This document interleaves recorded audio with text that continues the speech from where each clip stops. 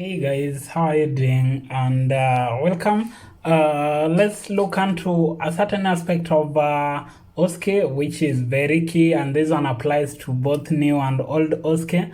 And we are going to cover care plans in a special way, whereby I'll just take you through various care problems that usually come along OSCE and the specific nursing care activities that usually go along with these care problems. And this makes the care plan itself as a station very easy for you.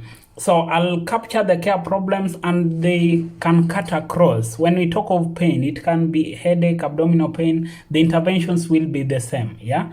And this applies also to other parameters. So take care of all these that I'm going to discuss, and you can apply them as per the scenario you've been provided with. So for instance, if you have the hematarid aspect of capturing all the care provided by nurses, here we are talking of the 3 specific points that you should have in your hematarid, okay? That is apart from explaining and gaining consent, monitoring and administering medications, documenting and instructing. The remaining 3, that's what we want to discuss here.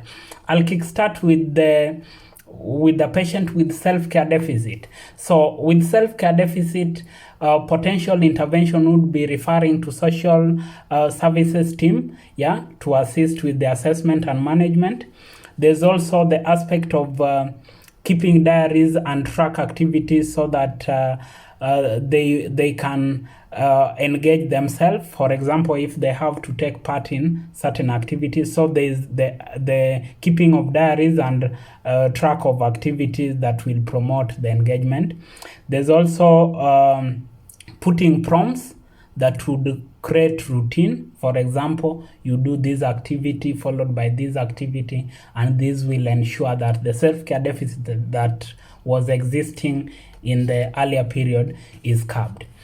If a patient is having increased body temperature, then you would teach techniques of lowering temperature, such as opening windows and having light clothing that would reduce the temperature, encouraging taking of cool fluids that would reduce the temperature, and also advising on tepid sponging that will also lower the temperature.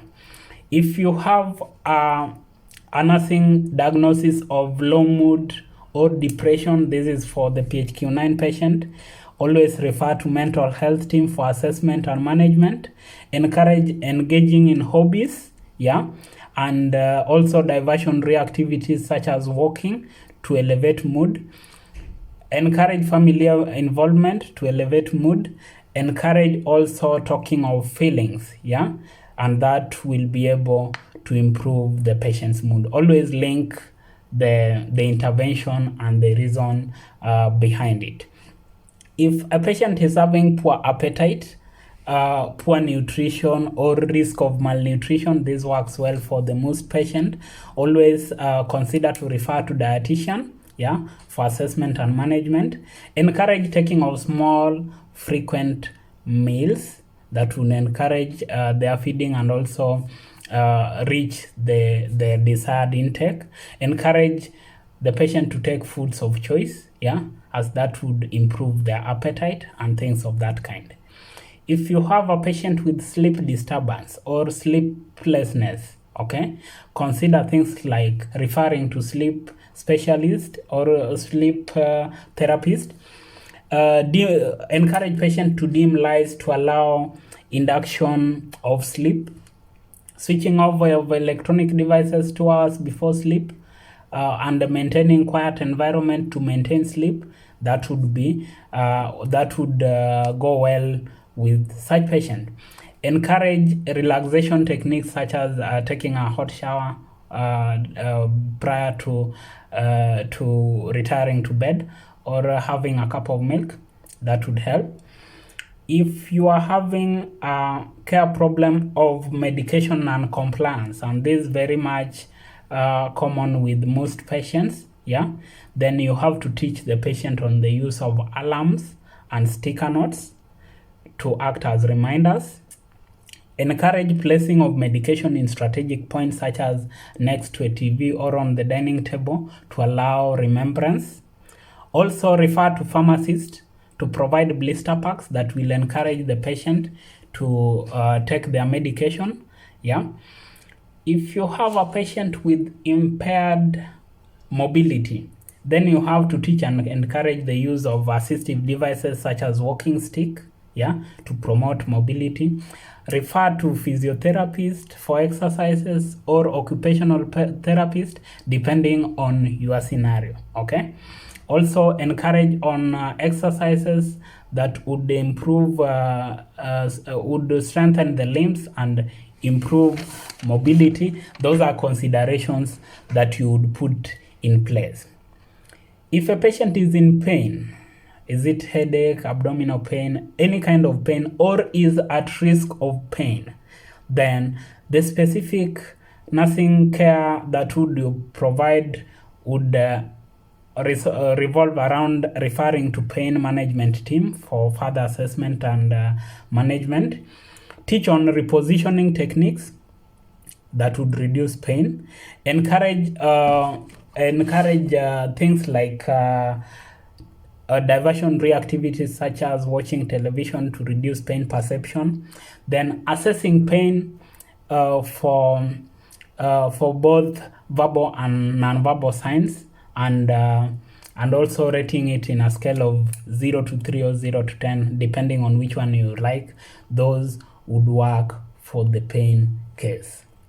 In case of risk of falling, this especially for GCS patients, confused patients, and things of that kind. Advice on appropriate use of software that would prevent tripping on the floor and things of that kind. Provide clutter-free environment that would prevent, also reduce the risk of falling, and also closely monitor the patient. You can provide one-to-one care or have a carer to closely monitor the patient and reduce the risk. Also educate the family on the fall prevention measures. These include ensuring the floor and the surfaces are dry and things of that kind. Let the rooms be well lit to allow easy visibility and prevent falling and things of that kind. Breathlessness. This is the case whereby patient is having a respiratory rate of above 20. So you would consider patient being breathless or is encountering breathlessness. Teach them on deep breathing exercises to promote breathing. Reposition to allow ease in breathing. Okay. Then assess signs of distress, okay, such as cyanosis and use of accessory muscles. Then you can also refer to chest physiotherapist. If you have a post-op patient and you don't have a specific care problem, then you can talk of things like risk of infection. If you talk of risk of infection, then you have to refer to infection prevention and control nurse or team, yeah, for assessment and management. You need to carry out wound dressing using the aseptic non-touch technique as ordered, and to prevent infection. Then assess signs of infection such as raised body temperature and report accordingly. Then teach the patient on maintenance of body hygiene that would prevent infection. That would be key, including hand washing and things of that kind. Another care problem that might feature is activity intolerance. This is very key for COPD patients or asthmatic patients, depending on the scenario you are provided. Just take note of it. And if you have activity intolerance, teach the patient on gradual engagement in activity. This will prevent or this will improve their tolerance, yeah. And also refer to occupational therapist who will do assessment and assist in the management. There's also the aspect of assessing the extent of activity and bridging the gap that is available. You don't want this patient to be dependent on you, yeah? So you let them do a certain portion and only bridge the gap that is there in terms of activity. For stroke patients, you might have problems such as, or you can consider nursing diagnosis such as risk of aspiration, yeah? And you will teach the patient and the family in maintaining upright position, especially while doing feeding, yeah?